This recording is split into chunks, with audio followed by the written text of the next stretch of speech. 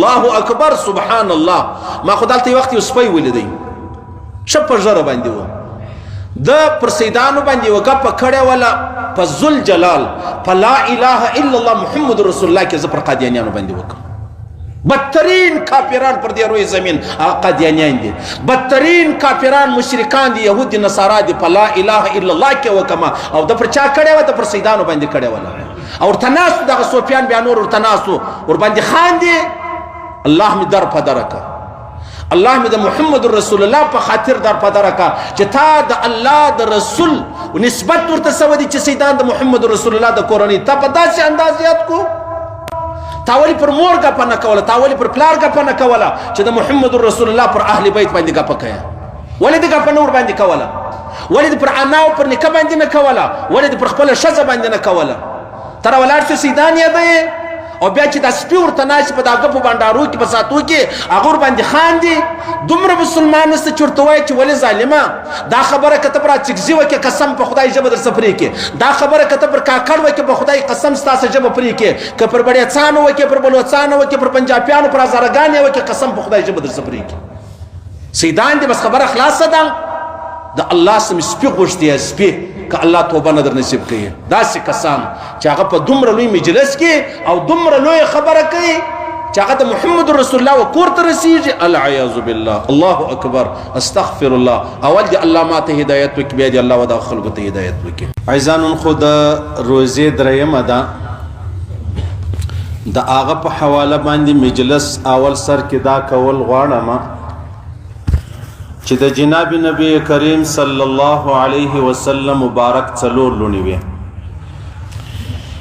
هغه هم د خدیجة الکبرا رضی الله تعالی عنها څخه وې. اوله بچی چې وه هغه بیبي زینب نومېدله، دویمه چې ده هغه رقیه وه رضی الله تعالی عنها، درېیمه چې ده هغه ام کلثوم رضی الله تعالی عنها، او څلرمه چې ده هغه فاطمه الزهرا رضی الله تعالی عنها وه. دوه بچان د پیغمبر علیه الصلاة والسلام، یو عبدالله نومېدی بل قاسم نومېدی، دا د فاطمه رضی الله تعالی عنها څخه ولو، او یو بچی چې ابراهیم نومېدی دا د جناب نبی کریم صلی الله علیه وسلم د ماریه قبطیه رضی الله تعالی عنها څخه و. د پیغمبر علیه الصلاة والسلام په لوڼو کې تر ټولو زیاته محترمه لور چې وه هغه بیبي فاطمه رضی الله تعالی عنها وله.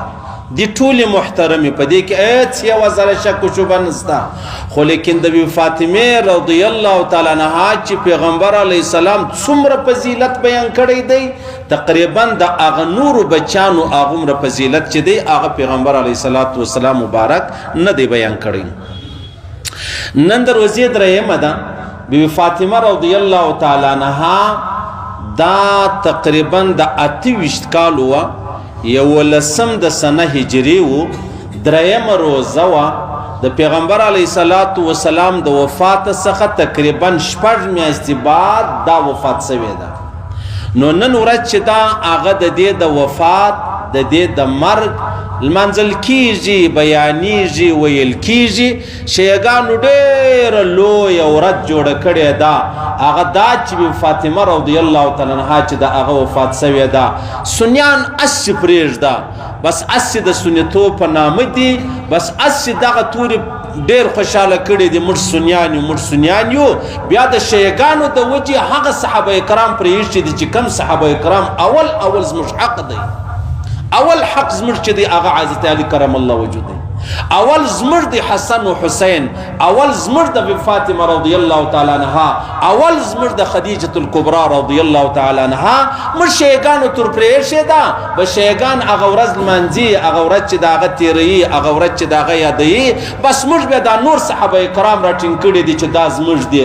الله اکبر. دا لمر ټول زموږ دی، څه رڼا په آخوا ده، څه رڼا په دې خوا ده، ټول زموږ دی، ټول زما او ستا دپاره دی. دغسې د صحابه کرام چې دي هغه دغسې دي.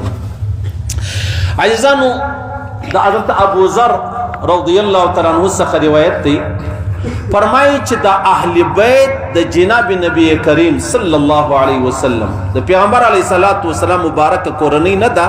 د دې مثال داسې دی لکه د نوح علیه السلام د کشتۍ.